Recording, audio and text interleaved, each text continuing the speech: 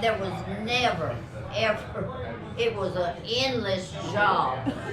I mean, Okay, you never got through with them. so I may be wrong about this, but when you left the farm, everything was just up from there, right? I mean, it was just a step up in the world. Oh yeah, oh yeah, everything began to. So, like y'all's kids, when they left home, it was a step down. I mean, eventually we all Yeah. come up, but Yeah. See, by the time we went through that big bad depression, remember? That was, well, you wouldn't remember. But the depression was really bad. Really bad. what year were you born in? How? What year were you born in? It was into the 30s, Into- early 30s. Yeah. 29, 30. And Roosevelt, according to my daddy, Roosevelt was the one that helped to turn it around because he came out with community commodities, which was it was a block of cheese. Powdered milk. What was it? Powdered milk? Sugar.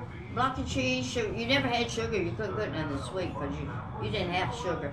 And flour and cheese, sugar, flour. Did you get powdered milk? And cornmeal. I think Cornmeal, it was okay. cornmeal. I think it was four things. Okay, see, you could make biscuits. You could make cornbread. And you had sugar, you could make a cake, which that was a big treat. You could make a cake. And so everything in it was staples, so to speak. And Roosevelt was the one, and then he presented the I want to say CCA program. That's where he let people like Big Daddy work.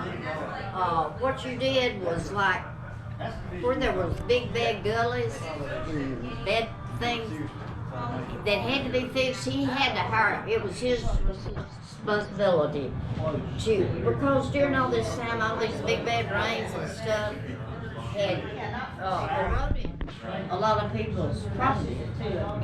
Big gullies and stuff. That's where the big gullies come in. Well, they had to be things done. And the government didn't have the funds or the money then, so they would hire people like Big Daddy. Big Daddy worked it, and they called it the CCA camp. And basically, you worked in your community somewhere, filling in gullies, taking care of, trying to get to property where they could grow and raise stuff. We don't, to be honest, I don't think we even have the faintest clue how bad it was. I mean, a lot of people died from starvation. We were very fortunate to have a daddy that was very ambitious and hard worker, and he, like your dad and your grandfather, you had a lot of people that didn't make it, and it was strictly starvation, a lack of funds, nothing to eat. You would hear people say, well, they hadn't had anything to eat in a couple of days. I mean, your heart would just, it might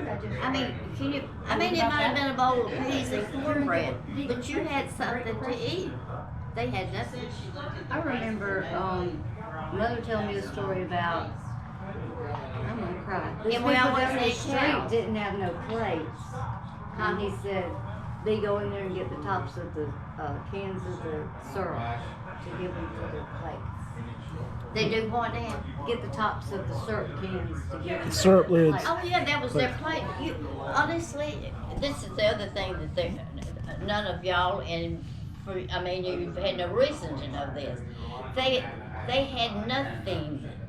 Maybe one So outfit, according to this book I just read. And you It was didn't- like shoes. Their shoes, they would put cardboard in their shoes. Yeah. To not walk on the ground. They would take the top off of a syrup can. You were lucky if you ever had a bucket of syrup. But you never wasted that can or top. You used it. Once you used the syrup out of it, you never wasted that. That became, and I have put a lot of thought into, I went back and thought about when I was born, my first memories, and up till sort of now, you know, and how things this is, and it makes you realize that God had His hand right in it. I mean, He was prepared. I think part of it, this country, to be where we are today. And you've got to go through the tough times to be the kind of leadership that you need for this kind of country. And I mean, I think of all the people that literally starved to death, and that I didn't realize that. I had to get grown and older. How lucky we were. Yeah. We had real hard times, but we never failed to have something to eat. Well, when you were coming up as kids, did you guys think you were poor or middle class or wealthy, or did you I thought we were bad. poor? But every couple of weeks or whatever, something would come along, and Some of our friends did. I would see somebody in a situation where it was unbelievable. That's how bad it was. And then I'd say, well, no, we didn't have it like that. Here's the one thing that's vivid in my memory. We always had something to eat. It might not be what we wanted, but we always had something. And that's many cases that were not true. No, lots of people starved to death. So if you're outside looking in and you see somebody owns 200 acres, you think, well, they're doing good. They're wealthy, you know. But, you know, did you guys get to wear shoes every day? We always had shoes. But did you wear your shoes on the farm? Oh, no. You wore sackcloth on your feet? No, you had your good shoes and you did not wear them out in the fields and all that. You went barefooted. Barefooted? Yeah, most of the time. Wow, I did. okay. Barefooted. Yeah. Because I didn't have anything else. Even if there was and this is one thing about my mama. She had this big old box.